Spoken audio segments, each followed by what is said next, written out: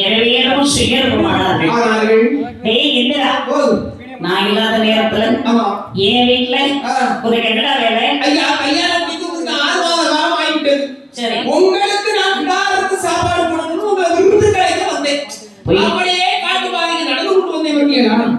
இருட்டிட்டு ஒரு வசந்த மண்டபத்தை பார்த்து உள்ள போகுது. அது உங்க கிடாருக்கு தெரியும். பொய் சொல்லாதே. ஐயா நான் பொய் சொல்லல ஐயா. எதற்காக வந்தாய் என்று எனக்கு தெரியும். நீ ஒரு பெண் மீது ஆசை கொண்டு வந்தார். பெண் மீது ஆசை கொண்டு வந்தபடியால் உன் உடம்பெல்லாம் 1000 பெண்மணியாக போவார்.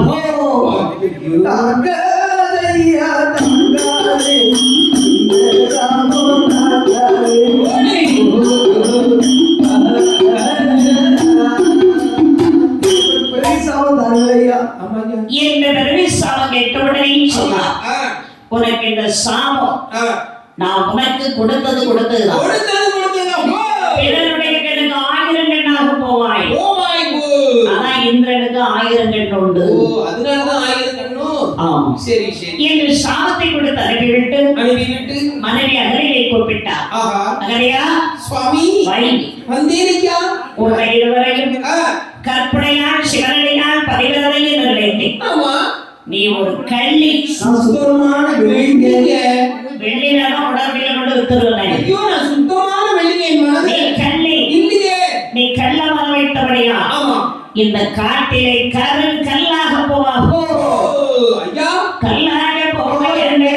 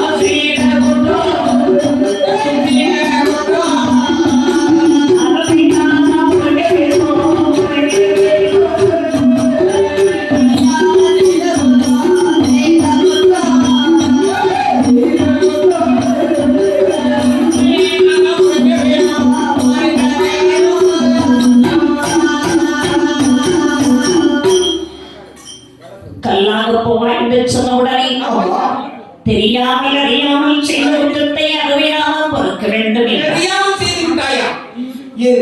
இந்த சாபத்திற்கு விமோசனம் வேண்டுமே. ஆனால் அயோத்தியாவை ஆண்டு வரக்கூடிய சூரிய குலத்து அரசனாகிய தசரதனுக்கு 4 பிள்ளைகள் பிறந்து ராம லட்சுமணன் 2 மனிதன் பின்னால் வந்து தாடகையை கொண்டு தவமனிவன் வேள்வியை காத்து நிகழாமரிக்கு வருகின்ற போது கல்லாக இருக்க வேண்டிய ஒரு மீது ராமனுடைய பாதம் விட்டு பெண்ணாக இருந்து வேண்டும் என்று சேர்வாய்.